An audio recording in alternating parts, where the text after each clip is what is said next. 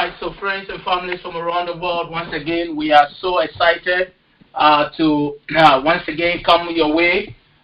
This is our first show for the year 2022, and we are super excited that in spite of all the challenges, in spite of all the controversies of coronavirus and everything, the Lord successfully saw us through the year 2021, and here we are again in 2022, all of us gathering again to continue the work that we've been doing. And so at this point, we are going to say a word of prayer, and when we come back, we will dive straight into our conversation for today. Let us pray. Father, in the mighty name of Jesus, we give you glory, we give you praise. We thank you for the opportunity to be in your presence once again. And we thank you for the lives of Mr. and Mrs. Crabbe, as they have always been a blessing to this group. We pray, oh God, that even as we learn today, grant us the ability, the strength to understand whatever being taught. In the mighty name of Jesus.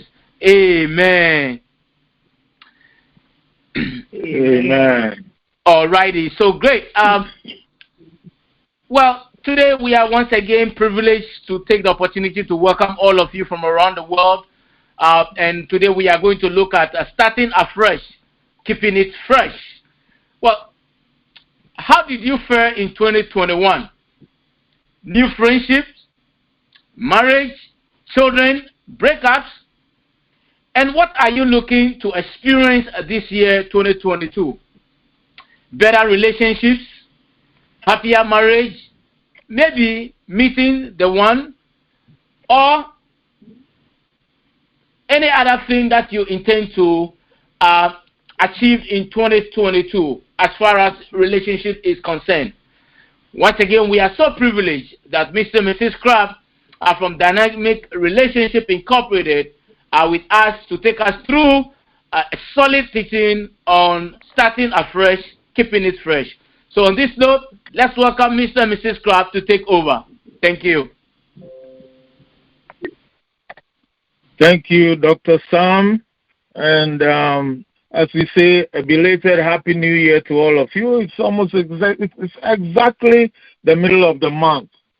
So, and I do know that for those of you who are Orthodox Christians, it's in order to say Happy New Year easily. And our Ethiopian, Eritrean friends who had their New Year not long ago, just over a week ago, Happy New Year to everybody. It's a new year.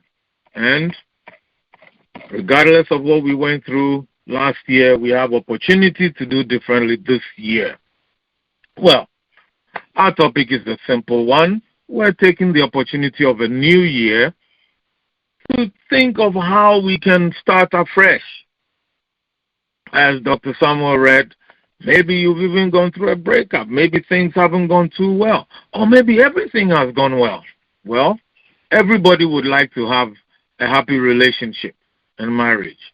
Certainly, after working with couples, individuals for over 30 years, we have not met one person who said they entered into a relationship or got married to be miserable, or that they would like to get married or get into a relationship so they'll be miserable. Everybody wants to be happy. But the truth is that there are those who go from one relationship or marriage to another looking for satisfaction and happiness without success. Others start well, but find that they struggle to sustain the joy with which they began. And there are those for whom they're in the relationship, they're in a marriage, but the highs have turned to sighs. Maybe you just got married and all is going well with your relationship. Here's the question. How can you keep it fresh and lively? And if for you, your experience is that the relationship has stagnated, that you are falling into predictable, perhaps boring routine, how can you freshen it? For some listening, you may be feeling the weight of stress and disappointment about how things are going. And you are considering getting out of a relationship, maybe. Maybe you even want to quit your marriage. You may also be doubting if there can be hope for a better future. If your partner is operating to work on the relationship, maybe you've gone through a divorce or breakup and are wondering whether you can start afresh and truly love again. Stay tuned. First of all, we need to take stock of where we are right now. We've begun a new year. We have life. Yes, COVID didn't take you, didn't take us. So we have opportunity to learn and improve in any relationship or marriage. Or before we enter into another one, to make sure we are prepared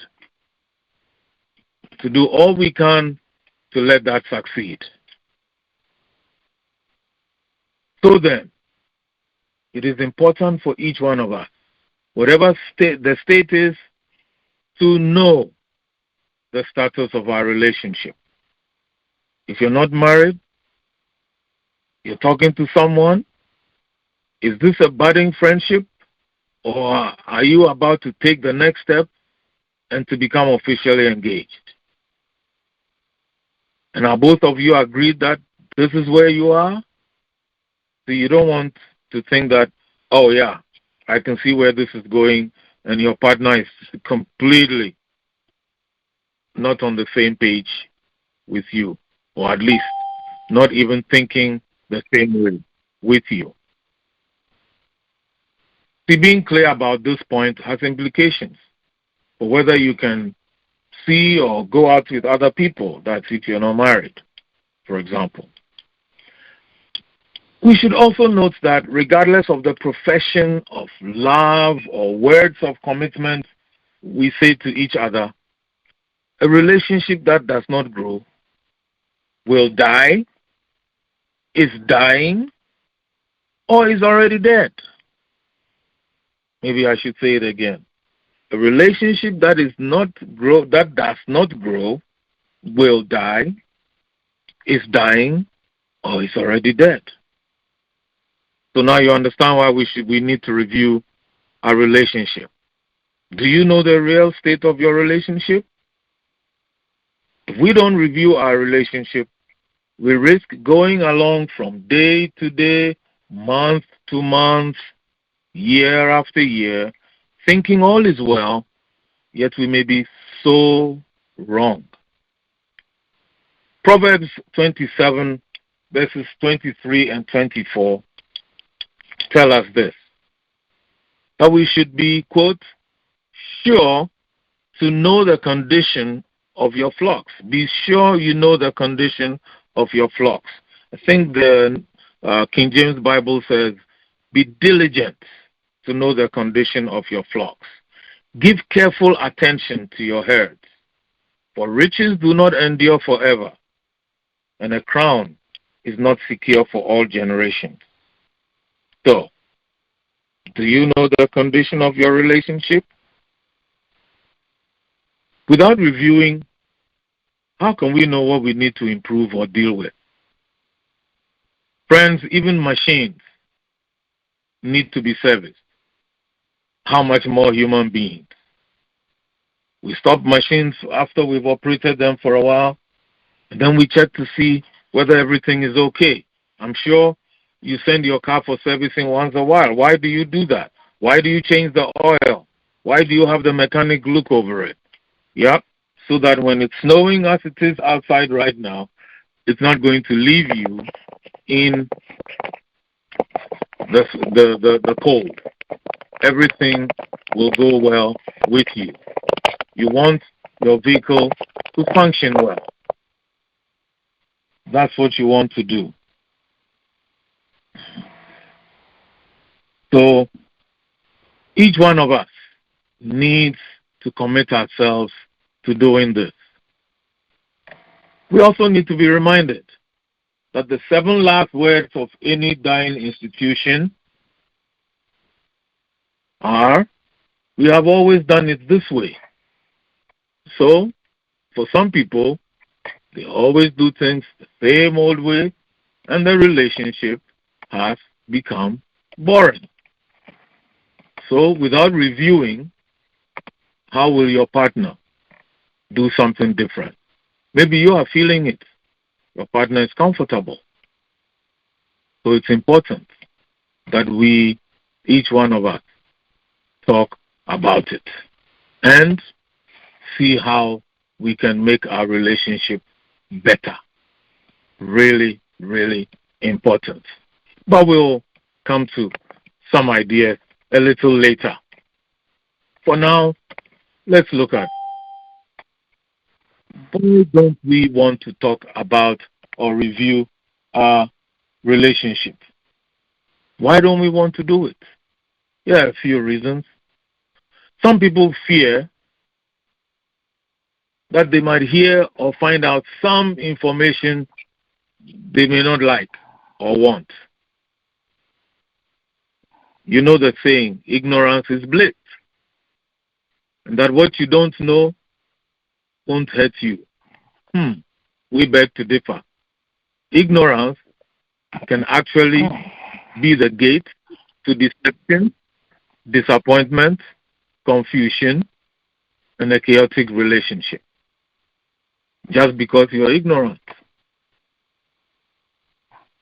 Second, some fear that they might learn that they're not doing well. If the partner will point out where they're not doing well. Maybe in some part of the relationship. We naturally do not like to be told that we're in the wrong on any issue. That's natural.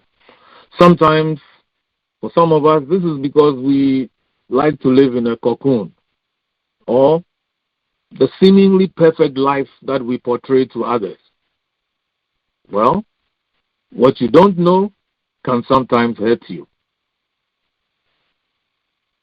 Then the third point is, there are those who say, let sleeping dogs lie. This means not doing anything to shake the way things are. Well, here's the fact. Sleeping dogs are still dogs, and they will not sleep forever. They will wake up one day. In the same way, any problem will not simply go away because we ignore it. The problem may blow up in our faces when we least expect. So, dealing with them is much better than ignoring, hoping everything will be all right. We've heard people say, I don't like confrontation and I don't want to start a quarrel. Really? Okay. The simple truth is that keeping quiet about something does not make it go away. Neither do things improve on their own. Fifth point, we may have to seek help to improve our relationship. But there are couples or individuals that want to keep everything, as we say, in their chest. They don't want anybody to know. Let's keep things between us. For some couples, one or both of them might say, don't let anything of us go anywhere. But there's a difference between gossiping about your or sharing information about relationship randomly or about your marriage and actively or seeking help to improve the relationship. The question we ask is, why suffer silently instead of seeking help and counsel? Some have developed psychosomatic diseases as a result. If we don't seek help and things blow up, don't you realize that more people will get to know about us and the problems in our relationship? So which one would you prefer? To seek help early or to wait until everything blows up and then you are on WhatsApp, or these days, TikTok. So you're asking the question, how then do we review our relationship? We say it's important to start with a self-assessment. And here are some questions you can think about. And first, we would recommend that you start with yourself. What is working well? What am I doing well in this relationship? Why am I able to do it? It's not why are you doing it so much. That's also important. But why am I able to do it? It's important to know that, because he does this, I'm able to do. Because she does this, or because I have made a full, firm commitment.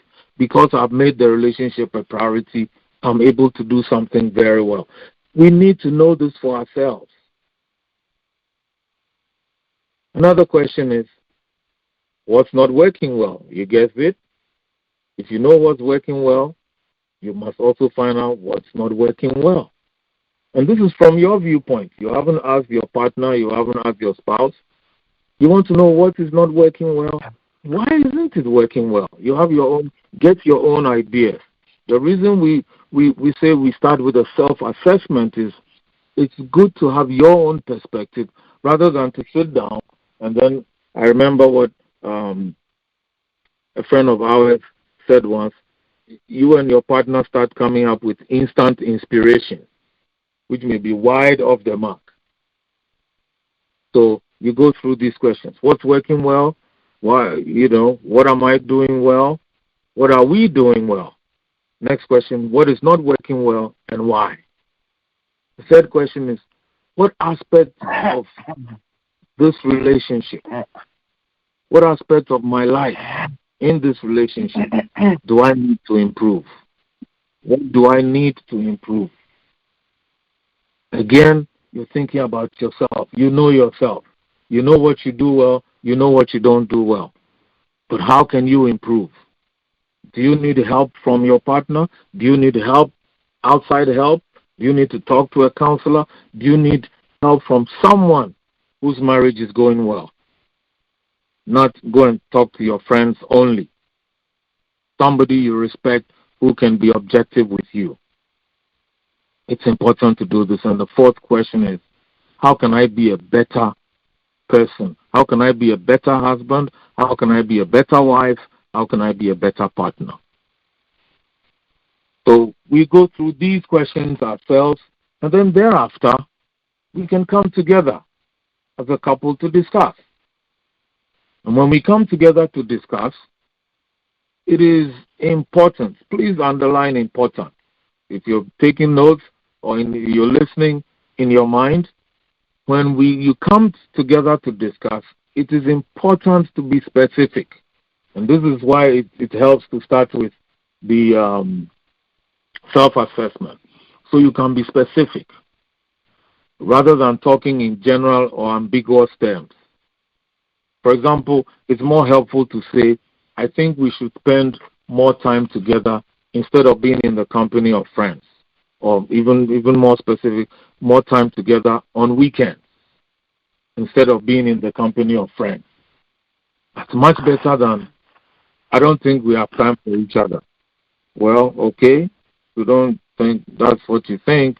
What your partner thinks you have enough time, you spend enough time, that's the end.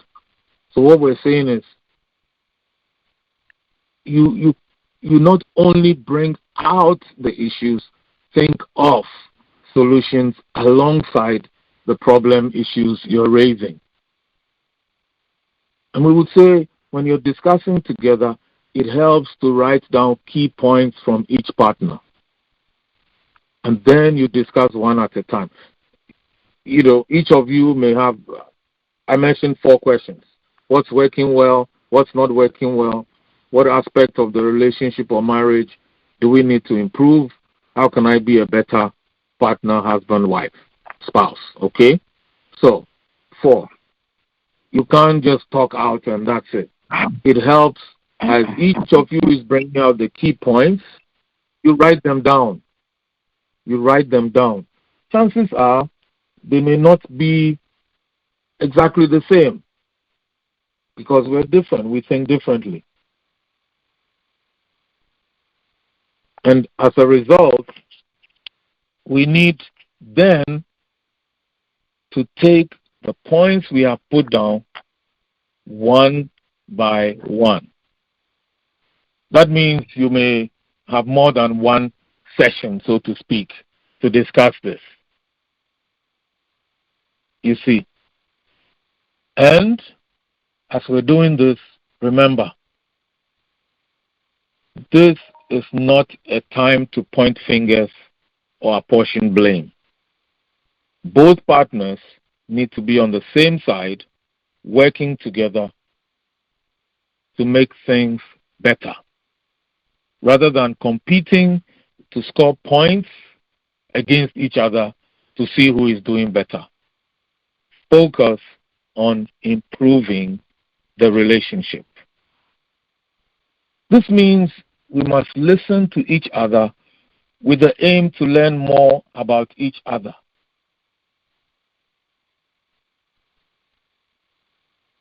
We listen to each other to learn more. If not, we will find that we're being defensive, trying to explain our way, trying to justify certain actions or behavior. That's not the reason for reviewing. The review is to know why certain things have happened or did not happen, what we can do better. This is not a court of law. This is a discussion between two people who love each other, who care for each other, and who want to have a better relationship that they both can enjoy. The truth is that some of the things either of you may bring up may not be, to put it mildly, may not be what you want to hear. It may not be pleasant. But better to hear it directly from your partner than from someone or from somewhere else. Similarly, it is important that you hear each other out. Better your ear than someone else's. This direct approach can help to deal with any fears, weaken the effect of temptations to gossip, and clear your mind about any doubts and concerns. I can hear some of you already saying, you don't know my spouse. If only you knew my wife. If you knew my husband, you don't know my partner. He won't let me talk. She doesn't. When I say 1, she says 10. When I say 2, he says 5. Remember, the goal here is not to compete to score points. If you aim to improve your relationship, you will focus on improving it rather than trying to blame and say, oh, you did. No, that's not what we're saying. How can we do better? Yes, okay, I did that. How can I do better? Any ideas? That's how we move forward. I'm not saying you ignore what has happened. I'm saying knowing that you ask yourself the question, how can we do better? Sometimes we have to dig deep to be vulnerable.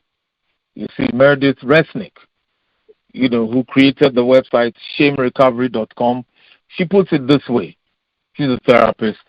She says, couples may find it surprising, but if each one becomes curious about one's own blind spots, discovers them, and then is courageous enough to share that vulnerability, it can help create deeper intimacy.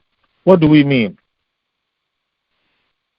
One person brings something up. When you start with a self-assessment and you're true to yourself, you may, in the discussion, own up to certain. You can even bring up, I realize the way I've been talking to you is not pleasant.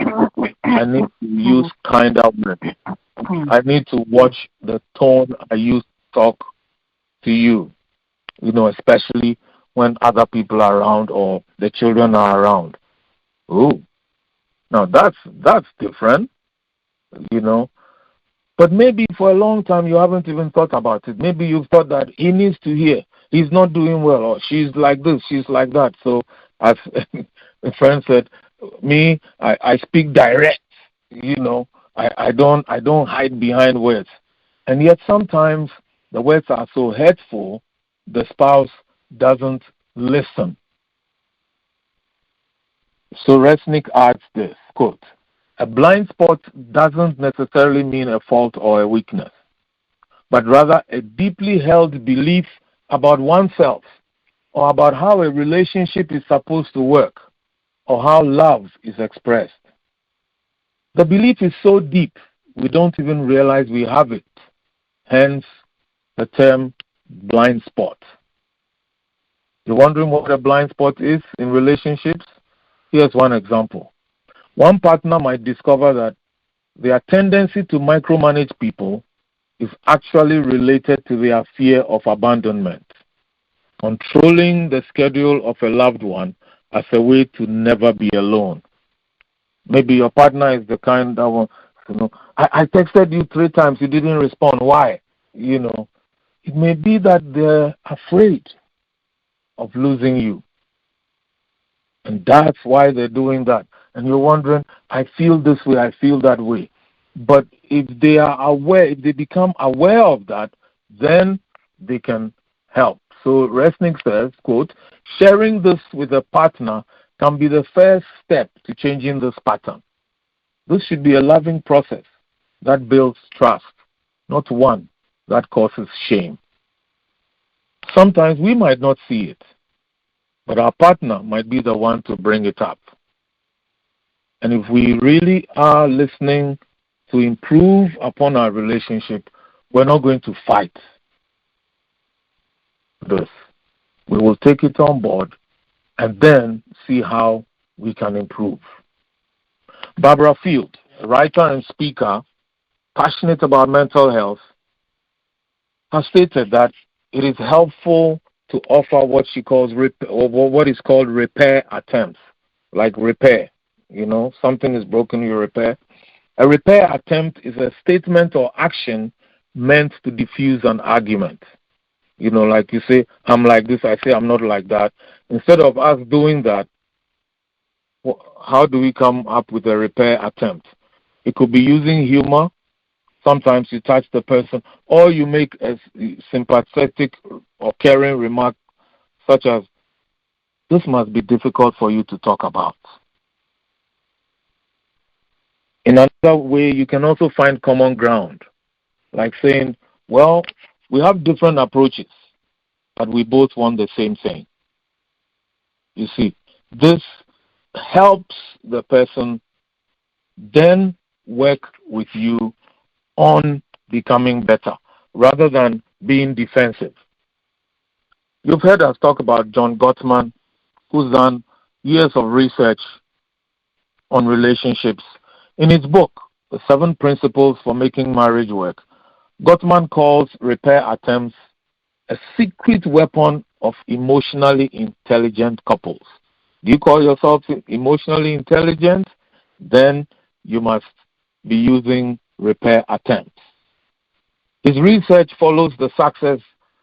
His research, shows, quote, that the success or failure of a couple's repair attempts is one of the primary factors in whether a marriage is likely to flourish or flounder.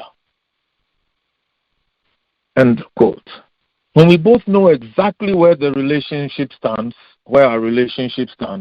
we are in a better position to work together to improve it. Instead of attacking each other, we attack the problems with solutions. This is a time to be honest, not a time to pretend or to avoid bringing up an issue that is worrying you and eating you up. Remember, what is not diagnosed cannot be treated. And what is not treated cannot be healed. There is hope. For us who are believers in Jesus Christ, we serve the Lord who himself is love, who brings to life what is dead. And so we believe that every relationship can be revived, even if it is on the verge of dying, and that loveless marriages can experience love again. We also believe that with a little work by both partners, every relationship can be kept fresh and lively. In a healthy relationship, the emphasis should be on growing or deepening your friendship to get to know each other better, to develop skills to communicate better, to learn how to resolve your conflicts, and generally to enable yourselves to become better people as you plan and then look forward to a lifetime in marriage. So we have to work on our communication and transparency. And it can start with knowing each other's daily schedule or weekly routine. It doesn't mean being controlling. It just means being a part of each other's life and keeping in touch and sharing with each other what you're doing or how your day goes. Having an idea what each other does or goes through helps to reduce anxiety, eliminate suspicion, and enables partners to know, especially for those who are in long-distance relationships, what's the best time to chat, for example. We also must mention that it is important to take time to grow personally. We need to grow emotionally. If you're short-tempered, learn how to control your temper. If you keep everything inside, learn how to express yourself and to do so in a respectful and kind way. How else can we grow? Each of us needs time for our own personal growth and so that we can be independent people within the relationship. When each of us becomes better, the relationship itself benefits. Relationship experts will tell you that it is key to successful marriages. And for you, if that means reading a book to learn something, taking a walk occasionally to keep fit, doing a workout, do something for yourself to improve yourself as a person. Don't depend on your relationship to improve you. And people say, oh, when I get married, my husband will complete me. He himself needs to be completed. And if you don't know how you will complete him, how is he going to? He needs help. And you are looking to him for help. You see why we end up with so much trouble? This is why each of us needs to grow. Esther Perel, therapist and author, in her book, Mating in Captivity, Unlocking Erotic Intelligence, says, when intimacy collapses into fusion, that you don't even know who you are. Everything is my husband, everything my wife. That you have a problem. It is not a lack of closeness, but too much closeness that impedes our desire. Our need for togetherness exists alongside our need for separateness. So within the relationship, we need to allow each other some space. That's what she's saying. Separateness is a precondition for connection. Separateness, Esther Perel says, is a precondition for connection. You can't all be reading a book at the same time. You can't all, okay, let's all go to the shop. Hey, where are you going? Hey, me too, I'll go some. No. You need to have a life. And then we also say it helps if you can talk about your future. Discuss key issues. Depending on how the relationship is progressing, talk about your future. Ask, where do we want to be in a year's time? 5 years, 10 years' time? But there's a key problem. We have to mention it. There's a key problem. Couples who have attempted to repair their relationship without much success would almost certainly have experienced two main difficulties. First, one or both partners will readily participate in reviewing the relationship and even agree with suggestions to improve. Some even go through counseling. They will attend a marriage seminar and all that. However, thereafter, one or both may either do nothing or resist any change. Friends, if you've been there, you know you are more frustrated now than if you had learned anything better. The second point is this. The second difficulty is that a partner or spouse may deliberately be uncooperative. And here's what we say about that. If indeed you love and care for your spouse or partner, why do you willingly and deliberately refuse to cooperate to work together to improve your relationship? Perhaps you've become comfortable about how you are now. Married people sleeping in different rooms, running parallel daily schedules, living separate lives, despite being under the same roof. It looks like a good working arrangement, functional. But deep down, you know that you are unhappy. How long will you remain miserable? How long will you continue to deceive yourself that you are okay, that it's your partner or spouse that is the problem, or who has the problem? For those who are yet to marry, ask yourself, after you've reviewed your relationship, is this the kind of relationship I want to see or feel in my marriage? Is this what I want?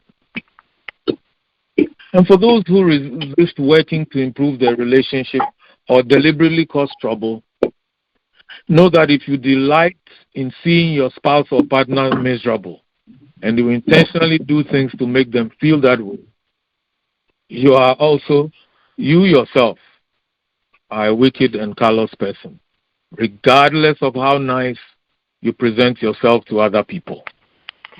Everyone, oh, he's so gentle, oh, she's so nice, but you know that you're being wicked, you're being callous. It's even worse if you are a leader in church, religious circles, a supervisor or manager at work, or perhaps even highly respected in your extended family or the community. People even come to see you for advice, and yet you don't work on your own relationship. Maybe even a pastor shepherding other people. Some hide behind religion or culture, refuse to cooperate with their spouse, saying, well, I'm the man. In my culture, men, or well, I know the Bible says, or, they mention some religious book to try to attempt to justify their bad behavior, or sometimes, to justify the reason why they don't think they should do anything to improve the relationship. Friends, no religion we know of authorizes or accepts that any person, male or female, should mistreat another person, much more a spouse. In fact, many cultures also punish those who do so by giving them unflattering names. You know some yourself, maybe. The behavior of such people gives their extended families also a stigma. People begin calling them the family of wife beaters, for example. They begin to advise their children, don't marry into that family. Hear this. Real men, real women strengthen their spouses. They don't beat them into submission, whether physically with blows or emotionally or verbally with words. They don't mistreat them. real men or women strengthen their spouses. And, shall we say, they strengthen their partners. So how can we keep our relationship fresh? We need to go from, it's the same old, Terry Oboch, who writes on relationships, researching relationships. She's touted as a relationship expert and professor, an author. In her book, 5 Simple Steps to Take Your Marriage from Good to Great, yes. So if your relationship is good, your marriage is good, it can still become better, it can still move towards great, She studied 373 couples for over 20 years. And she found that many spouses felt like they were in a rut, R-U-T, like they're stuck. Sometimes you ask somebody, how's your wife? They say, oh, she's there. That gives you an idea of what the relationship is like. Maybe they don't even realize how they're talking about the person. So what can we do so that we do not remain in a rut? Well, here are a few ideas. If your relationship is going well, as we said earlier, identify what is going well. You identify what is going well, and then we'll say, keep it up. But then be aware of changing circumstances and adapt or adjust accordingly. We also need to be reminded of the 7 last words of any institution that's dying. We have always done it this way. Second, we need to be creative. Let's ask ourselves, what else can I do? What else can we do? That's important. And just think, be creative. Don't wait for your partner to come and say, oh, do this, do that, do this, do that. No. You two come up with ideas. Ladies, don't wait for your husband or your partner to come up with ideas. Men do not have all the ideas in this world. Brothers, don't wait for her to say, let's do this, let's do this. Sometimes that's what happens when couples are discussing. One will say, okay, so what should I do? Okay, so what should we do? That's not a discussion. That almost sounds like a threat. It's intimidating. What else can I do? What else can we do? And then ask yourself also, what can we do differently? What should we do differently? Every Tuesday you eat out. Why is it every Tuesday? Why don't you change the day even? Do something different. You think I'm just saying it by myself? Okay. Hear what psychologists say. They say that it's important for us to focus on novelty, doing something new. It's a new year. And variety. God is a God of variety. That's why we all don't look the same. And also, surprise. Yes, even when your partner or spouse tells you, I don't love surprises, surprise them. You can even have a good laugh. Research shows that after weeks of interesting dates, participants rekindled their love and couples felt closer. This is why sometimes you hear people say, why don't you go on a weekend? It's all money. Really? You keep saving that money, and by the time you are ready to enjoy, one person is not there to enjoy. Or one person is in no mood for any enjoyment. The third idea, resolve all conflicts as quickly as possible. Isn't that what we do with our best friends or very close friends? We don't like when something is wrong. We don't want it to keep long before we resolve the issue. So why don't we do so with our partners or spouses? Next, let's learn to do things together. And if you already do things together, especially have fun. F-U-N. You need an example? Play a game together. share jokes with each other. You know, share jokes with each other rather than on platforms with people you don't see or have not seen for years. Some don't even remember you when you post the things. And you are sharing the joke with them, your spouse hasn't heard. Proverbs 17 verse 22 says that a cheerful heart is good medicine, but a crushed spirit dries up the bones. Wow. A cheerful heart is good medicine, but a crushed spirit dries up the bones. You want to have a cheerful spirit for your body to be having good medicine? I think the doctors will agree it even helps against COVID. You know, cheerful heart is good medicine. It helps us. But a crushed spirit dries up our bones. This is important. And then maybe you can also find other ways to bring excitement to your relationship. Like I said, don't wait for your partner. Don't wait for your spouse. Friends, our hope, our prayer, our wish for ourselves and for you also is that this year, this new year, will bring us happy new relationships and renewed marriages. We're not asking you to make a resolution. We are asking you to make a commitment. We urge you not to resign yourself to the situation, but to actively engage with each other to improve your relationship. Yes, it can be done. Having worked with couples from different nationalities, different age groups, different lengths of their relationship or marriage, we can tell you in all confidence that with God's help, every relationship can go from grieving the past, to believing again.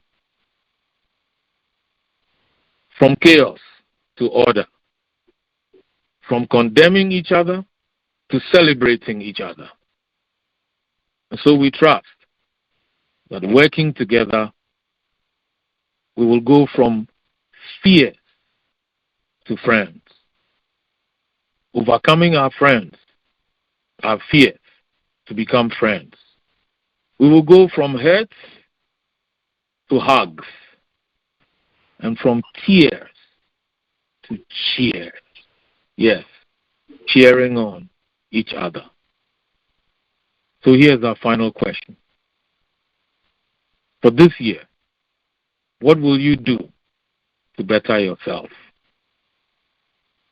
It could be the first step to making your relationship or marriage a better one. Thanks for listening. God bless you. We hand over to Dr. Samuel Jacobs Abbey to moderate our questions. And you know what? We're finding out more and more. Some of you, this is what you tune in for, the questions. But be sure to listen to the presentation again too after you've enjoyed the questions. Over to you, Dr. Jacobs Abbey. Thank you. Thank you so much, Uncle Richard, for that powerful presentation. I took a lot of notes, and I hope most of you took notes as well. A couple of questions have come in, and I'll go straight to it. The first question I have here says that, what is your take on the couples retreat? How often should we take couple retreat? And if we should, is it even necessary at all? Thank you.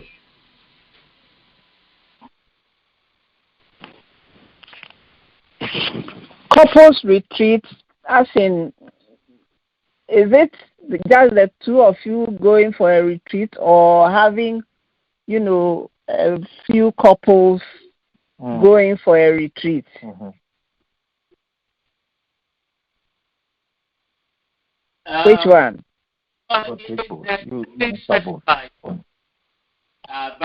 maybe if you can answer that, couples, and then maybe just the two.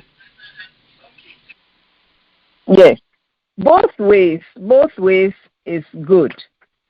You can have time for yourselves, decide to maybe go somewhere by yourself, just the two of you, to spend some time, maybe a weekend somewhere. You can choose anywhere. You can even, sometimes you may even have friends who are maybe traveling, going somewhere, so you can just go to their house and be there by yourself. It is good. It is good to have such things so that you have time by yourself. That means that if you have children, you will find somewhere to put the children so that you'll be by yourself, so that you can talk about issues, discuss, and find ways you can do things. It's good. It is good.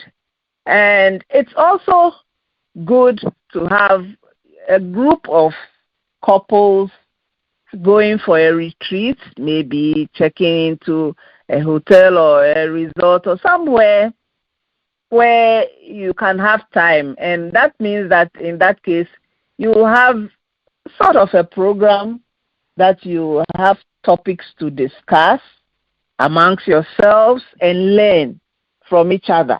It is also good.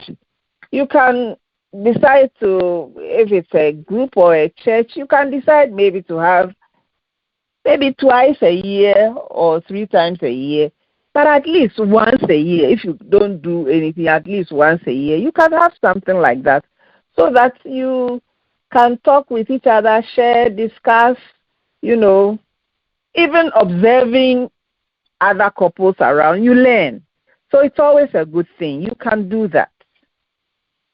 I hope I've answered the question. Thank you very much. I think you did. The other question here is that is it okay to share your relationship issues with other couples, especially if the couples are family friends? Though they can be trusted, I have a reservation of sharing everything. But from your perspective, do you think it is important to share? Because oftentimes we hear folks mention that it is good to have other married couples as friends. What do you say about that? The question we will ask in return is, why are you sharing and what are you sharing? You see, because if you're not careful, it can easily become gossip. Yes, and then you begin comparing. Oh, she says her husband does this. My husband never does this. You end up creating more problems for your relationship than finding help. So is it that you're sharing to receive some help in some area, or you're trying to find out ideas? You can ask questions to get ideas on, if I have 10 people coming for dinner, how should I do it all? My husband does this. Is there a way? How do you have some ideas on how to, talk with him about it, or my wife? There is room for that depending on who they are.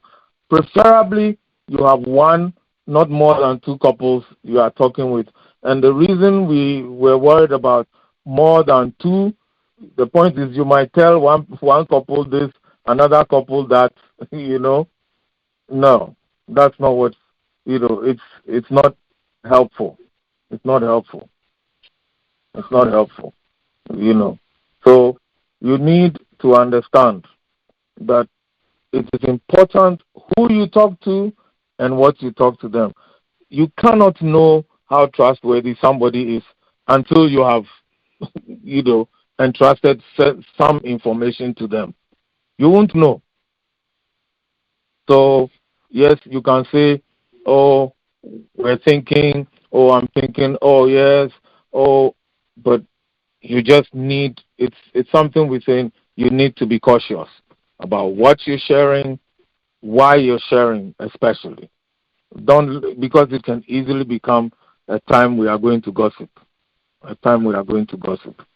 It can easily become that. All right.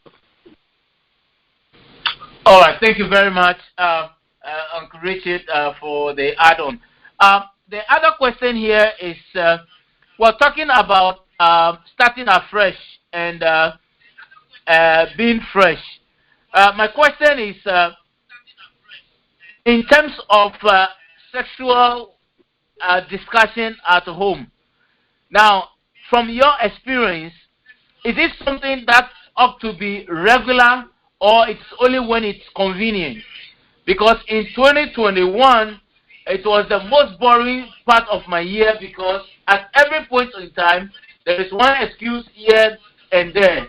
And so, in starting afresh, I'm sitting here with my wife and I want her to hear directly from Mrs. Crabbe that it is not proper at her convenience, but it should be something that we should enjoy at each other's request. Okay, thank you. Okay, I thought you were saying a discussion on sex, but okay. Since the person asked specifically for Mrs. Crabbe, I will happily hand over to Mrs. Crabbe. We would like to hear your point too after that. Well, it's something that we are there for each other. It is not. It shouldn't be at your convenience alone. You have to think of the other person too. If you have a problem, then you can talk about it. But you can always have problems and always keep giving excuses. That is not good. So you have to think of your partner too. And yes, you don't think about only you, and it shouldn't only be at your convenience. It's not only the women who do that. Some men also do that. So it should not be at your convenience alone. Think of the other person and work with each other. And you should talk about it all the time. You know, don't wait till it's too late.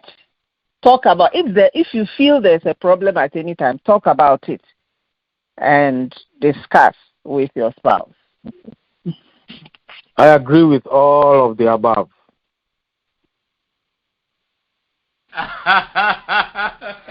Sammy? You want me to add something more to it? I think she said it. You know, maybe what I will add is that each one of us, and this is one thing that has really helped us in our own relationship, in our own marriage, is that if one of us brings something up, the other person takes it as important. We don't try to dismiss it or kind of, say it's not so important or try to, deflect or push it away. Once one of us has brought up something to discuss, we both take it serious and make time to discuss it. So, when I was mentioning the areas, some of the questions, when we talk about how can I improve, this is in all aspects of the relationship. So if you are married, sex has to be one of the areas you review. Don't leave that and say, oh, this one, I don't know. Or if I know, what I know is what I want us to discuss. And then we do. And remember, ladies, gentlemen, this is one thing nobody can do for you. Nobody can have sex with your wife on your behalf. Neither can you have sex with somebody on behalf of your wife. This is something husband and wife do together. And that's why we should take it serious, even more serious, when one of us brings up an issue in that area. And then we put our heads together, how can we improve? It's not how can you improve. So the gentleman who asked the question saying, Mrs. Crabbe should talk to his wife, you should also be asking, how can I, the husband, the man, how can I also improve? Maybe you need to improve so that she can more readily welcome you. You see, you might be the one who's putting her off. Talk with her. Maybe tonight she's going to open up to you. Or if it's morning where you are, it might make things better for you later on. Thank you. Thank you very much for the the contribution. I thought the add-on was also very helpful. Now, let me go ahead and read the next question here. So this question here says that good evening, and it's always refreshing hearing Mr. and Mrs. Crabbe practically teach us on the subject of marriage and helping our marriages to grow stronger. My question here is that how do we ensure that in this new year we are able to bring each other to a better understanding? What I'm saying is that the understanding among us. How do we ensure that we are able to have a good talk without being confrontational or without being without being confrontational?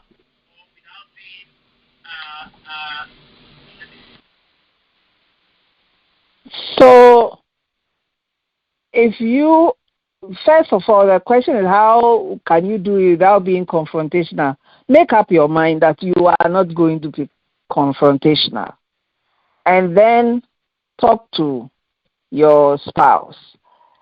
And let them, when you begin, you can start with this one. I just want us to talk. I don't want us to, it is not a quarrel. We are not arguing. I just want to, you are bringing out your points. I just want you to know how I feel or what I'm thinking. So what do you also think? So it's not like I am bringing my points and you listen to me, but what about you? You also tell me what you feel or what you think. So then we are not arguing, we are not quarreling, we are not just confronting the other person. And some of the ways you can do is don't say that you do this to me, you do this to me. You can say, I feel this way when you say this. I feel this way when you do this. That way it can be received better than when you accuse that you do this, you do that, then the other person is ready to fight. So for us not to be confrontational, we can have a good discussion. Make up your mind first that we are not quarreling, we are not arguing, but let us discuss this. This is what is bothering me. So let us talk about it. You can do it. Thank you. Wow. Thank you very much. And I believe that it's in order because once you let people know what is bothering you, then you can have a very good conversation.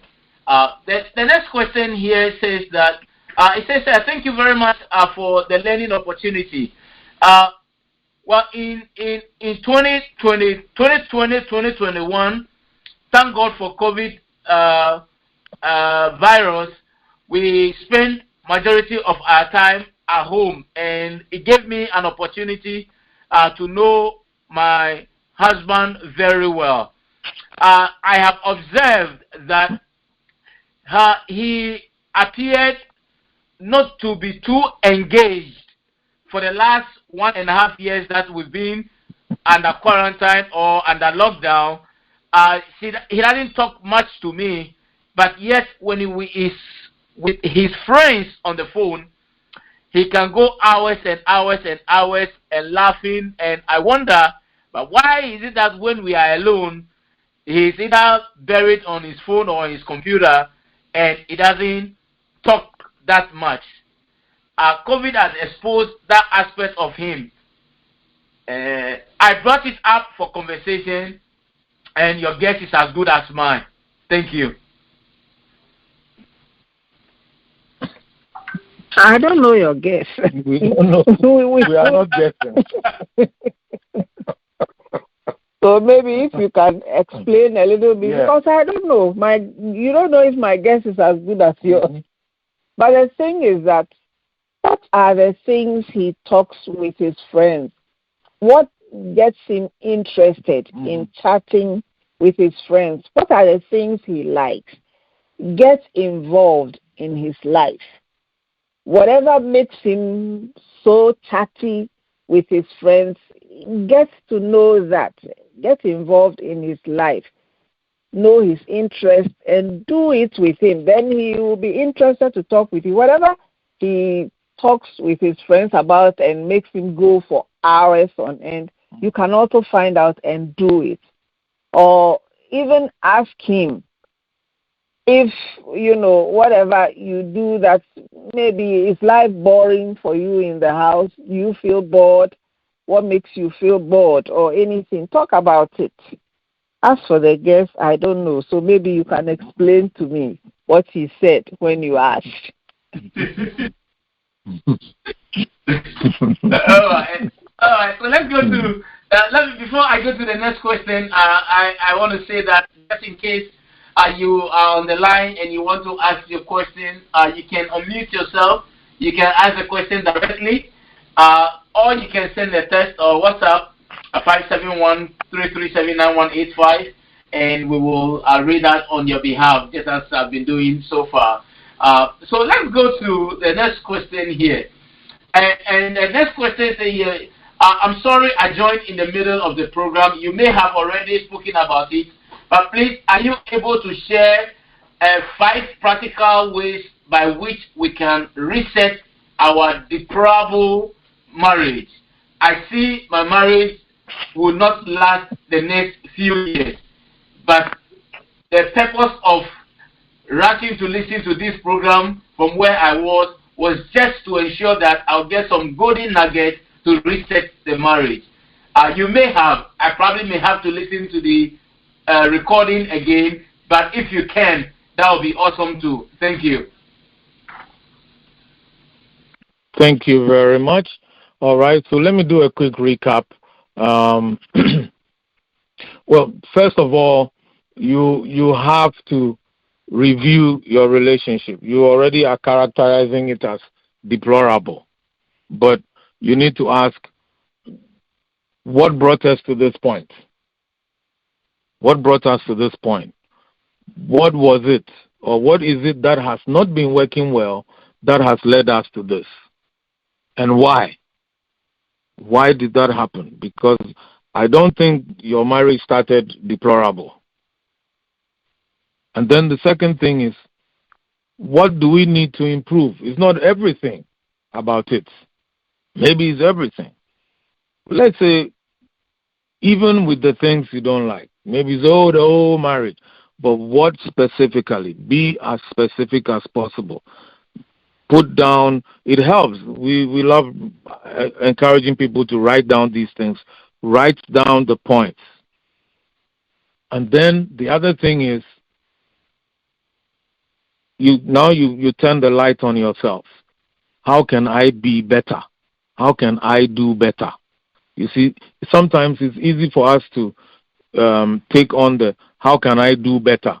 Oh, okay, my wife says I should go out with her. Okay, I'll go out with her to eat. Or I'll go out with her, but I'll chat with other people and not chat with her when we go out. So she's still not enjoying your company, for example. So we turn the light on ourselves. How can I do better? And then how can I be better? Maybe I need to speak kinder words. That way my wife doesn't feel hurt or wounded. And, wounded tigers fight back. So, or any wounded person will fight back.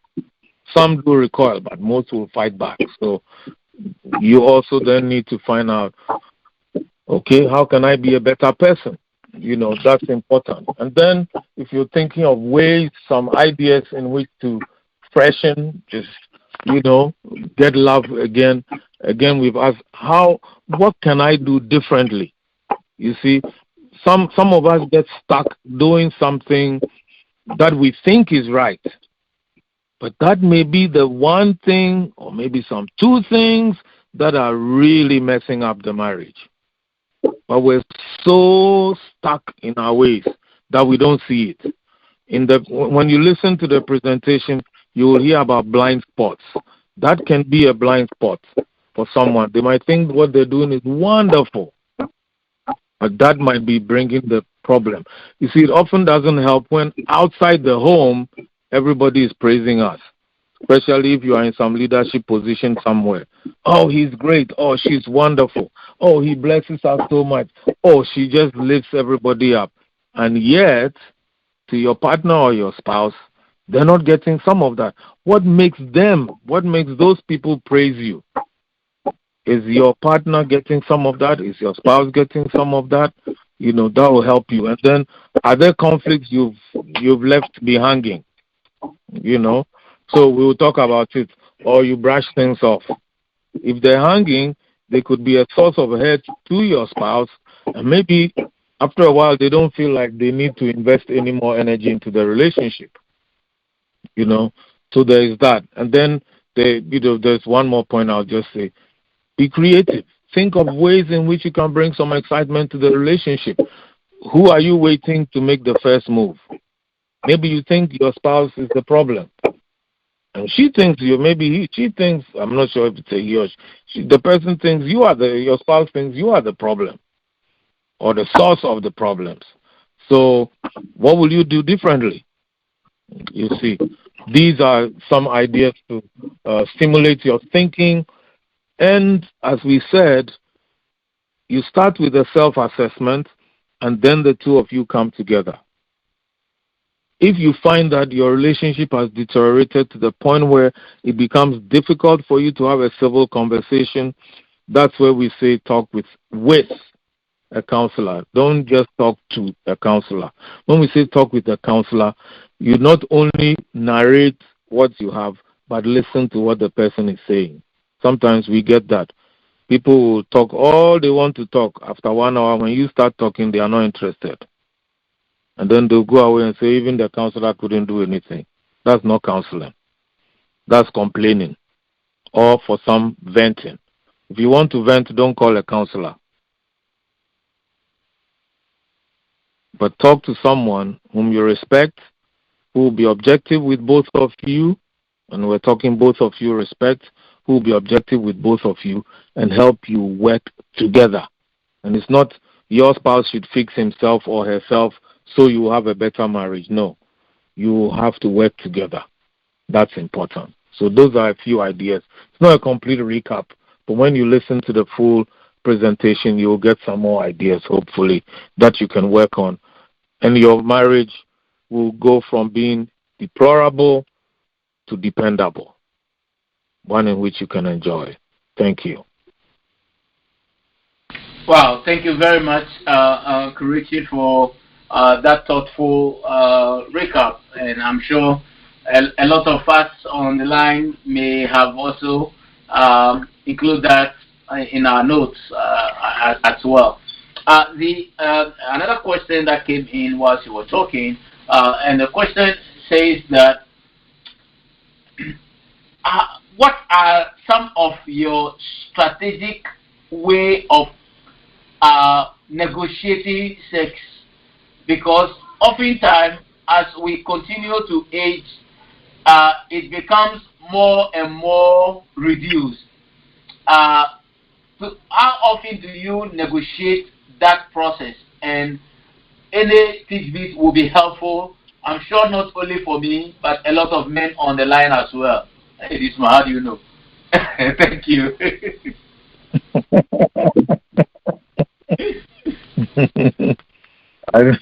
I don't know why he's talking about, it will be good for many other people. But anyway, and I'm not sure about the word negotiating. I don't know about negotiations. A request is a request. When you desire sex, you tell your spouse, this is it.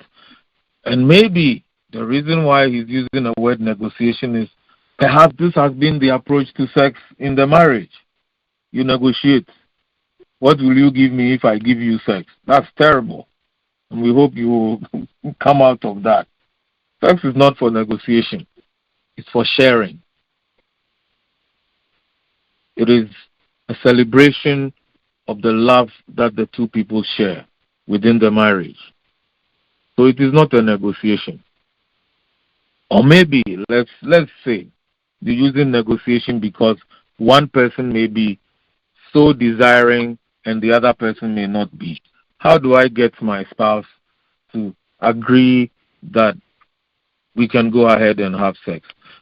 First of all, you must have a very an open atmosphere between the two of you. When I say open atmosphere, I mean one in which both of you can express yourselves. See, for some people, sex has been a taboo. We don't talk about it. It's something we do. See what I mean? It's all hush hush. We don't talk about it. It's something we do, even as married people. And it's not, this is, so when it comes to one person, saying something about it, there is either a shyness or a reluctance to do so. But as everybody knows that every married couple, they have sex unless they have resigned themselves, or they decided, or one of them has gone on strike. Then there's a serious problem. So why can't you talk about it? Maybe if you need help talking about it, call us. We can help you with pointers on how you can talk so that you don't feel so, inhibited. For some people, we've carried over how we were brought up not to talk about sex, not to say anything about it, not to see anything about it into marriage. So you're married 5, 10, 20 years, yes, it does happen, and you don't talk about sex.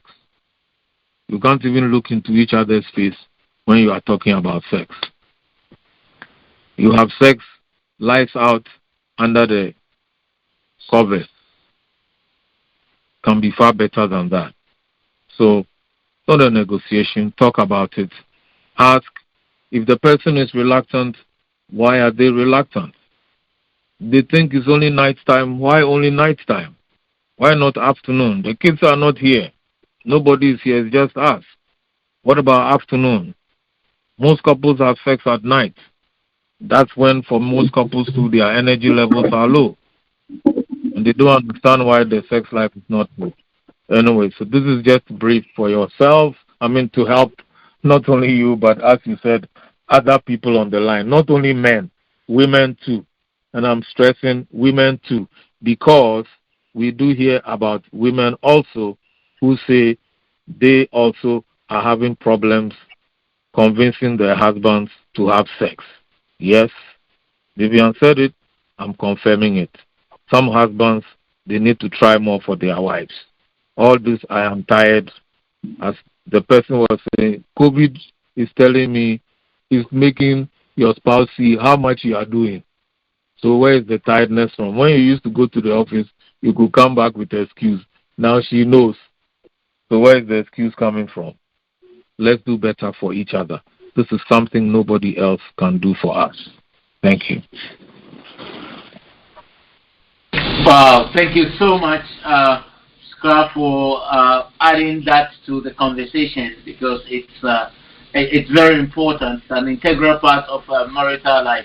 Now, I'll ask this because it's a follow-up. It looks more of a follow-up so that we don't miss it. And now this follow-up from another person, though, is saying that is it not the work of the devil?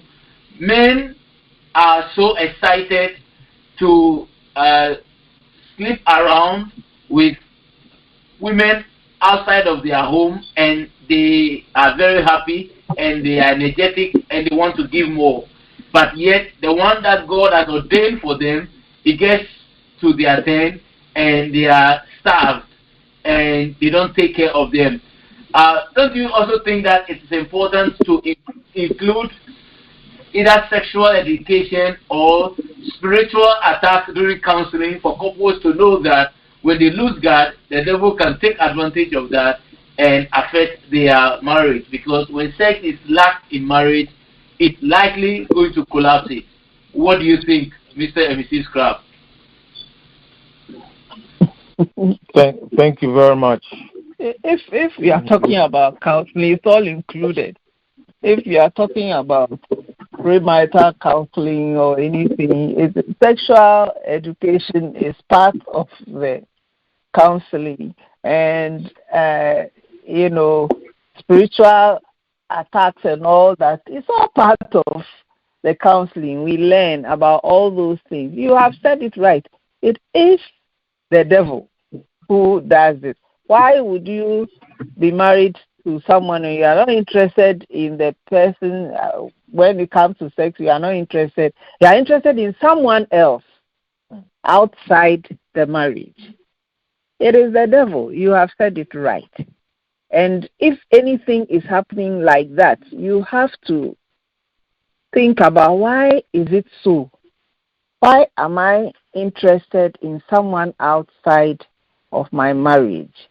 We have to work on our marriage and, see to it that we will enjoy each other. By the way, just to add something, the men who think that, oh, your wife cannot control you, you must have your life. So other women are also interested in you, and you are going out, you see, sorry, other women are using you. And you think that your wife rather is controlling you. Your wife is not controlling you. Other women are using you. Other women are controlling you. So think about it. Why am I not interested in having sex with my wife, but I'm interested in having sex with other women outside? For all you know, some of these women, they have done some things, and they are dragging you, pulling you to themselves, so that you won't have time for your wife. You have time for them. So think about it.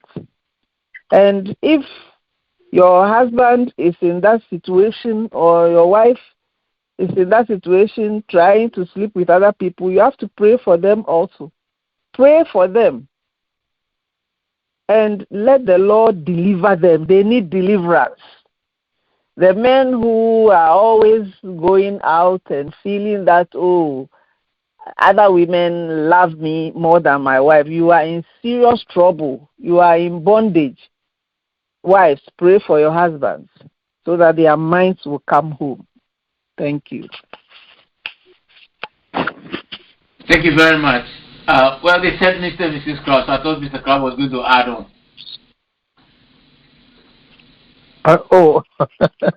I agree with what she said. No, she did hit it right. So no need for me to contribute to add more. Good.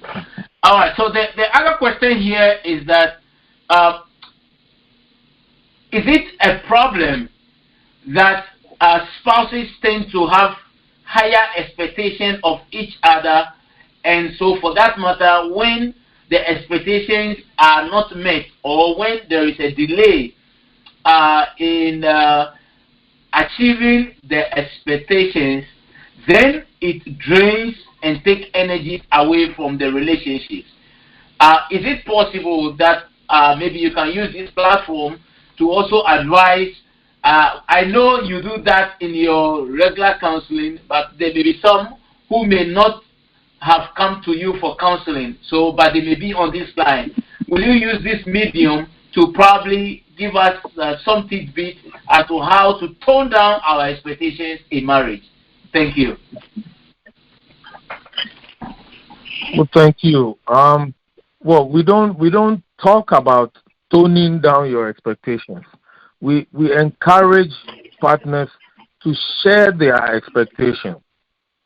You see, it is in the sharing and then the discussing of the expectations, then they will adjust them accordingly.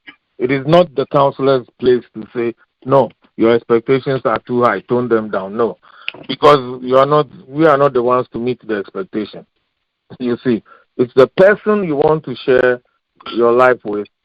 They are the ones who will have to be meeting those expectations. So you share with them, and then you can discuss as to, is this realistic? Can the person really meet this expectation? Or can we, putting ourselves together, meet that expectation as a couple? The problem really lies in not uh, individuals having higher expectations of each other. That's a couple having a higher expectation of each other. The problem really lies in expectations that are not shared, you see. So he's expecting her to behave a certain way. She's expecting him to do things a certain way.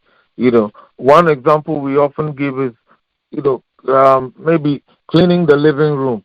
You have a couple where the man is expecting, why doesn't my wife clean the living room? And she's expecting, when is my husband going to clean the living room? Why are they wrong expectations? No, because in her home, growing up, her father cleaned the living room. Guess what? In his home, growing up, it was his mom who cleaned the living room. The reality, so their expectations are not wrong. But the reality for them is what they have to face. Now they are together. What is realistic in terms of who's going to clean in the living room? That's what they have to discuss. If she can't meet the expectation and she thinks he can, how can he do it? If he thinks, no, you should, how can you do that? It's not simply because my mother did it, you should do. I'm not your mother. Because your father did it, I'm expecting, no, I'm not your father. You see. So that's the kind of discussion we need to have. And rather than expect our spouse to do something when sometimes they may have absolutely no idea that that's what the person is expecting. Since we got married, he hasn't done this and that. I'm the only one who has been doing it. Did you expect him to do it? Did you expect her to do that? Did you discuss? So why are you now disappointed? You see. So, as we say, expectation without expression leads to frustration. Expectation without expression leads to frustration. Frustrations lead to disappointment. You don't want to get there. And then so, I'm really disappointed. I married this person. In fact, I'm really no. Just share the expectations. Some don't share the expectations before marriage because they want to keep it to their chest. Then don't hold the other person responsible for meeting what they don't know. It's up to you. And if you are disappointed, it's on you, really. And you have to own that. Maybe the earlier you started talking about this, the better. Guess what? We have the chance. We're in January of a new year. So, as we said, let's review, bring these things up in review, and then see how we can do things better. Thank you. Oh, you want to add? So it is not toning down your expectations. No, definitely not. Don't think about that. It's not toning down your expectations. It is discussing what are your expectations. Bring them out. And then it's not only you. What about your spouse? What are their expectations too? Let us all talk about how can we work this to get a good result. What can we do? How do we work with all these expectations? They could be very good. And they can be attainable if you can talk about it and discuss. So it is not toning down, but working with each other. I have to add this. For those who are not married, when people begin telling you you must lower your expectations so you will get somebody, you have to be very careful. Because you can lower or tone down, get in the marriage, and then you start being miserable. You would have got married and not what you wanted. So beware of that also. I'm saying that from experience. Just don't say, oh, they say I'm being too something. I'm being some way. My standards are too high. So anyway, whoever who comes, they say even it's not people marry when they are not even in love. Even our grandparents, our great grandparents, they didn't know each other and they married and they lived together 40 years. So well, it's okay. Even if I don't love the person, so you married, then you are struggling and then you start calling counselor because you listen to somebody else who may be happily married, by the way, and they didn't lower their expectations or standards. So, I'm again agreeing with my wife. Don't tone down, don't lower your expectations. It's more important to share them. If the person doesn't share them, then you know where you stand and you know how you will then live. Thank you. Thank you very much. Thank you very much, Reverend Crabbe, for the add-on, and Mrs. Crabbe as well for the response. Very good responses. Let's see here. The other question that came here is it said, "Thank you. You've thrown light on a lot of things bothering a lot of us, particularly myself. I have learned a lot. My question to both you and your lovely wife is that how do we ensure that in our efforts to manage a home, our expectations are very well discussed in such a manner that it becomes a binding agreement? I'm saying this because we agreed on certain things to do, and I end up doing my portion, and he doesn't. And I will say, I know he was going to say, talk about it. We've spoken, we've had meetings. He will promise of a good behavior. It doesn't happen, and so I have just stopped talking about it. I believe that working on myself and adapting to his behavior and accepting it has really helped me in the last 2 years, and I am not stressed. Anytime I put my attention and have expectation of him, I rather get stressed because it doesn't happen. How do I continue in a situation like this? Am I sitting on a time bomb? Thank you. You're not sitting on a time bomb. But just for now, we only have what you've said to go on. Okay, so we're going to answer accordingly. If there's other information, it might help, better. For example, we don't know his side. But one thing that, just struck us was that you say you talk about it, but has some of that discussion gone to why he's not doing his part? Because you can talk about, oh, we agreed you should do this. We agreed you are not doing it. Oh, yeah, I'll get to it. But the question is, why is he not doing it? Why does he keep failing to do his part? That's something you should explore. And he needs to come up with the answer. It's not simply, oh, I don't know, or I will, no. I will do it. It's not the reason why he's not doing it. He knows why he doesn't do it. Maybe he doesn't feel like.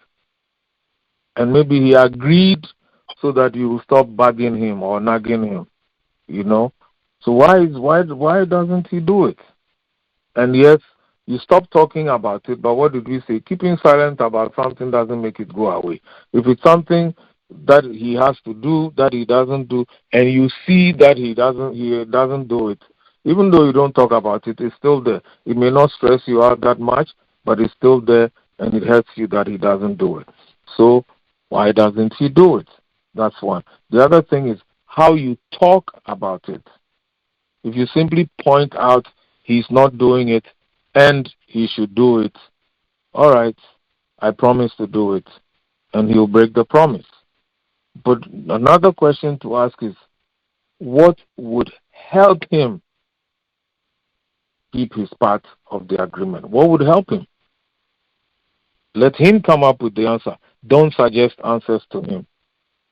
Otherwise, he will accept your answers, and guess what? They are your suggestions, not his. So that's why in the presentation we're saying, listen to each other. Let him come up with the answers. Not simply, well, I don't know, don't worry, I'll do it. That's not helpful, because don't worry, I'll do it hasn't been helping him to do it. And then once you have an idea what he thinks can help him do it, then you can now become part of the equation. What can I do as part of it? Sometimes what happens is some people will decide, let me just do it and get rid of it so I don't have to worry about it. And yet you're going to carry that burden again. And that resentment that you're doing your part and he's not doing her part. Sometimes it's not just the man, sometimes it's the woman who's not doing her part, you see. And the question is, why are you not doing your part? Not, oh, I get so tired, or I have a lot of things. We all have a lot of things to do. If you say you have a lot of things, does that mean you think I don't have a lot of things to do? Maybe. If so, let's hear it. You see. But like I said, listen more than offer suggestions. And then it might help to break the impasse. So you're not sitting on a time bomb. Go for the why, and then go for what he thinks can help him keep his side of the agreement. Thank you. Thank you very much, Renka, for that thoughtful response to the question. The other question here has to do with family finances. So my husband and I, we are middle-level income earners. I always believe that couples should not have separate accounts. They should have one account and be able to be accountable to each other.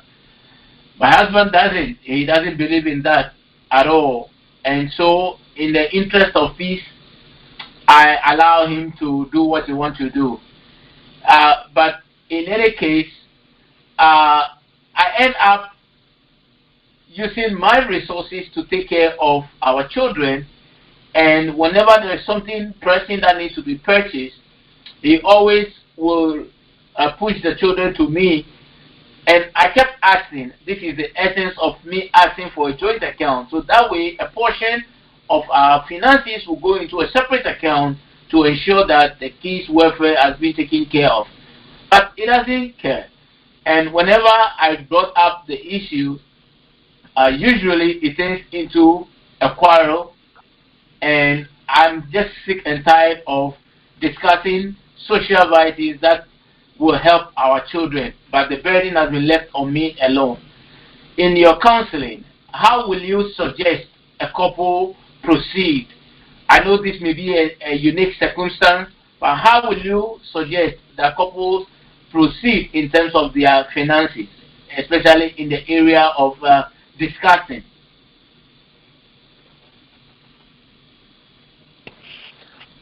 Okay. Well, first of all, this is not unique.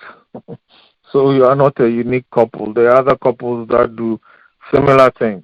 Sometimes it's the woman who is behaving like your husband in this regard. One of the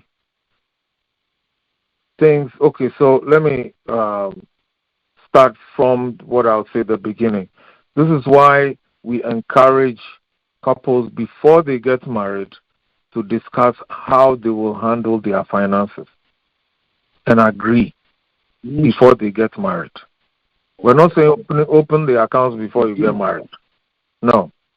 But discuss and agree before. Because once you're married, it can often be too late.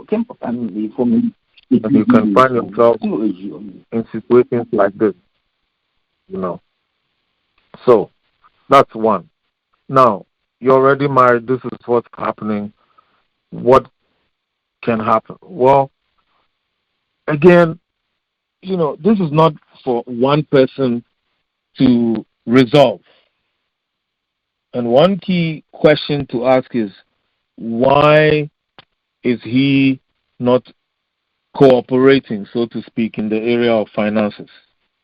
You see, because even if he's pushing the children to you, that means he expects or knows you have money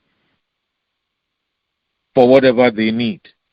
You know, I was just thinking in my head, if I were you, when the children come to me, I'll send them, go to your father, go and collect the money. But the sad fact is then children become a ping pong ball between the couple. It's bad for them psychologically. It's bad for them emotionally. So maybe you're trying to, prevent that. But there's a more fundamental issue. What is holding him back from discussing finances with you? Because the issue is not so much the joint account, having a joint account into which you can, let's say, some couples decide to have a joint account for the maintenance money, so to speak. I'm talking of maintenance in terms of, money spent on the home or children or anything else. And then they have their own personal accounts to whatever money is not contributed into this joint account. They have it. They can decide what to do with it by themselves. But it is important to agree, okay, this is our expenditure. How will we finance it? Even if each of you is keeping their account, you need to agree, this is the expenditure we have every month. How will we finance it? What will you be able to contribute? What will I be able to contribute? So you see, there is a certain level of openness, communication, as well as transparency that needs to happen. And we're talking of marriage that is working, not one that exists. You see, unfortunately, the many couples, yes, the word is many, they have what we call functional marriages. The marriage exists. It functions somehow. But this is not a marriage that is transforming their lives, making them even enjoy it. They may be comfortable in the sense that I know my comfort level, she knows her comfort. Beyond this, I'm out. That's not what we're talking about. That's boring. And that's what gives rise to temptations to seek joy and fulfillment elsewhere.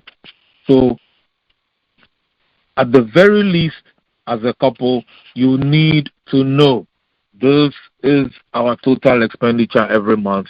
This is how we can contribute to it. And we say, in order that the contribution doesn't disadvantage one person, we talk about equitable contribution, not equal contribution. So if I earn 1,000, let's say we have $2,000 monthly expenditure. I earn 3,000 or 2,000. My wife earns 3,000. That means she should be able to contribute more than I do. If we contribute 1,000 each, that's not equitable. It's equal but not equitable. Equitable takes into account what each person makes. Do you see why the transparency needs to come in too? Because if we're just doing equal, we have to pay rent. Our rent is 1,000. Okay, bring 500. I bring 500, and maybe the 500 is cutting deep into your income. That's not helpful. So I've added much more information to help you both see that. The truth is that couples that work together on their finances, because they open up to each other, they actually have much less stress. Both of them. And it may be that because you've sent in the question, you are the one having stress. You may not have any idea what stress your husband is also going through. And sometimes one person doesn't want to cooperate in this regard because the spouse would know what other obligations they have. Believe me, the more you share these obligations, the more likely it is that they will become jointly shared than it's your people kind of situation. So that's what I'll say. Lots of information to chew on. Maybe you can listen to this and go over it again. Thank you very much. Wow, thank you very much. I have last two more questions, and then my question will run out. So the first of the two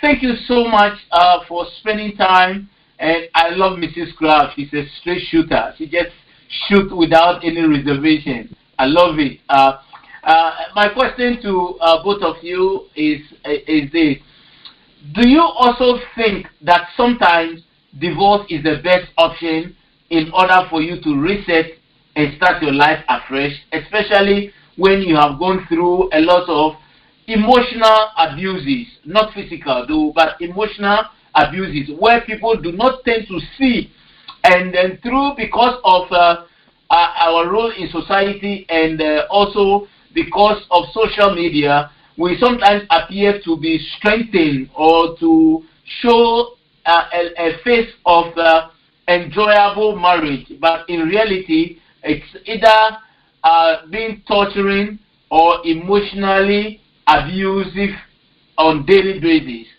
Don't you also believe that we have the right to use divorce as a means of resetting and refreshed? But again, as a Christian, it puts me in a very uncomfortable position to talk about divorce. Is it even a sin to divorce as a believer? Thank you. You've asked several questions, and there are no simple answers to that. Is it a sin to divorce? Is it a sin to eat too much? Maybe eating too much and divorce are different. Well, they both have consequences. That's the point I'm making. And often, contrary to what many people think, working together, and I'm stressing the together, on your marriage can be better than divorcing. There are situations where one person has checked out, totally disinterested. There are situations where divorce might be a better option. I will not say the best option, a better option. If you're using divorce to reset your life, it's dangerous. Why? Because you may not have dealt with the issues you're facing now within the relationship, and you will carry them into your next marriage. That's a fact. There's lots of research to buttress this point. So do not use divorce as resetting. And I'm saying this because it is becoming fashionable to do so. We've been married 5 years. I'm fed up. I don't love him anymore. In fact, I can't stand her anymore. So we have decided to go our separate ways. And you're going to go on to the next model. You're going to go on to the next person to also experiment for the next 5 years. And then you decide, no, even this one I've lasted 7 years. And you are out of that again. No. Remember, you're dealing with people's lives. If not other people's lives, your life also. You have to think about that. When will you find the right person, so to speak? And if you find that you are the one who's moved once, twice, 3 times, you are the common denominator. So that you might be the one who needs work, not the people you are leaving or divorcing, Or if you're not married, not the people you are breaking up with. You are the common denominator. Why have you gone through 3, 4, 5? Unless they weren't serious relationships, you see. And if they were serious relationships, why do you enter them in the first place? And then they get serious and then you break up. You're still the common denominator. So think about it in that regard. Can we really work on this? And in our work over 30 years, we have found the very few. It's hard for me to think of any couple that have seriously worked on their relationship who haven't not only bounced back, but they are enjoying their marriage today. You see, when both decide to work on the relationship, they commit themselves to it, they work through the pain, the difficulty, they end up enjoying together. and being stronger than before. Because one person doesn't make a marriage. And much as one person will fight for the marriage, if the other person is fighting against the marriage, it can be very difficult. But we said earlier in this presentation, we believe in Jesus Christ, the one who himself is love, and the one who raises the dead to life. So even relationships that seem dead can be brought to life. We've seen it. The people are enjoying life, and more abundantly, like Jesus said. So don't use divorce to reset your relationships. That's even abusing yourself. How long will you go on investing your lives in other people's lives, and then when things don't work out the way you expect, you leave? For how long will you do that? How many marriages will you go through before you are satisfied that this one, let me just stay? Think about it. Thank you. Thank you very much. And the last question that I have here says that thank you very much. Now, in terms of the new dispensation that we lived in and raising children, I always have the tendency of raising my children back in Africa, specifically in Cameroon, because raising children here in the U.S. With all kind of foreign cultures, I feel uncomfortable. Now, my wife doesn't agree with me sending our children back home, even though my mom and her mom is in Cameroon and could take care of the children so that they can have some real African root and African discipline and training. My wife does not agree with that discussion, and so for a couple of years now, we've held on to that discussion, and we have not gone back to it again. But I strongly believe that our children will have much a better understanding and a disciplined life if we send them to Cameroon, at least for high school, and then they could come back if they want to. I know this is more of a family or a personal discussion, but since we are on air, I'm sure you will be in a good position to provide some insight. What will be your advice on a situation like this? Thank you. Raising children anywhere is not easy. Children can be raised in America, in Britain, in Africa, in China, anywhere, and they will turn out fine. It is the two of you working together. There's not a problem sending your children to your parents or, to raise them. But there are a few things that you're going to miss out. How will you bond with the children? The relationship between you and the children is very important. The way forward is for the two of you to agree. Why can't you bring your children up here with the rich culture that you have? Every culture has its good and bad. So take out all the bad American culture. Pick the good American culture. Add your good African culture. You can raise children anywhere and they can be fine. You don't have to take them to your country before they will be fine. Children have been raised here and they have turned out fine. In fact, there are some children that you will think that, they even were raised in Africa. I met a couple, the children have never, at the point that I met them, They have never traveled to Africa. They speak their language. They are here. They speak their language. They are raised where they are in America. They do everything, they're in the American culture.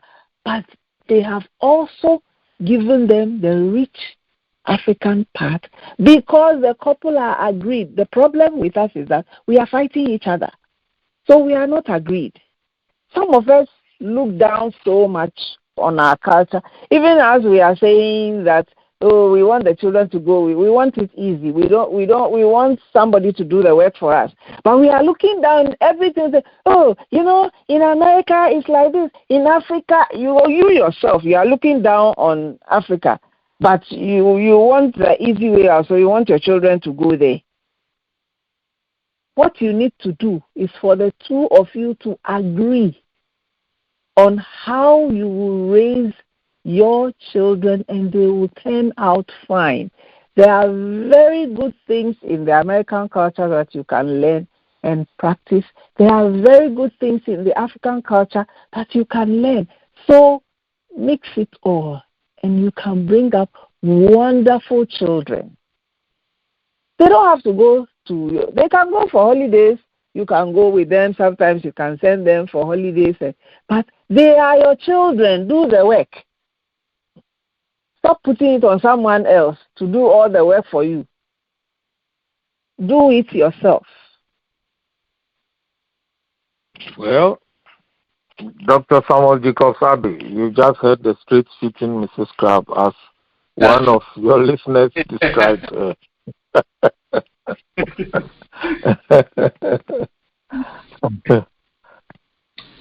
So thank you very much. Sammy, you have anything more? Or? No, that's all of our questions. Okay. So, well, it's also been a pleasure for us once more. And as we said, it's a new year. We have life, and it comes with opportunity for us to learn, grow, and become better people physically, emotionally, spiritually, socially. And then we translate this or transfer all these strong qualities that will develop into our relationships, into our marriages, and all who know us will appreciate who we have become, who we are, and we will all have better relationships to the glory of God. Thank you for spending all this time with us. We trust that this year you will see renewal in your relationships and marriage. Thanks again, Dr. Samuel Jacob Sabi and Be Inspired Network for hosting us.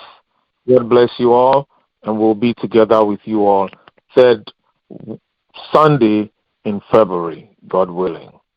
Thank you.